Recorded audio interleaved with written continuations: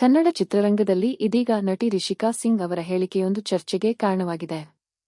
ಇತ್ತೀಚೆಗೆ toxic trailer ಕುರಿತು ಮಾತನಾಡಿರುವ ರಿಷಿಕಾ ಸಿಂಗ್, ಯಶ್ ಅವರ ವೈಯಕ್ತಿಕ ಜೀವನ ಹಾಗೂ ಸಿನಿಮಾದಲ್ಲಿನ ಹೀರೋಯಿನ್ಗಳ ಜೊತೆಗಿನ ಅವರ ಕೆಮಿಸ್ಟ್ರಿ ಬಗ್ಗೆ ಮಾತನಾಡಿದ್ದಾರೆ ಎನ್ನಲಾಗುತ್ತಿದೆ. ಮನೆಯಲ್ಲಿ ಹೆಂಡತಿ ಇದ್ದಾಳೆ, ಮಕ್ಕಳಿದ್ದಾರೆ. ಹಾಗಿದ್ದರೂ ಹೀರೋಯಿನ್ಗಳ ಜೊತೆಗಿನ ಈ ಚಕ್ಕಂದ ಯಾಕೆ ಎಂಬ ರೀತಿಯಲ್ಲಿ ಅವರು ಪ್ರಶ್ನಿಸಿದ್ದಾರೆ ಎಂದು ವರದಿಯಾಗಿದೆ. ಇದೇ ವಿಚಾರ ಇದೀಗ ಸೋಷಿಯಲ್ ಮೀಡಿಯಾದಲ್ಲಿ ವೈರಲ್ ಆಗುತ್ತಿದ್ದು, ಯಶ್ ಅಭಿಮಾನಿಗಳಲ್ಲೂ ಕುತೂಹಲ ಮೂಡಿಸಿದೆ.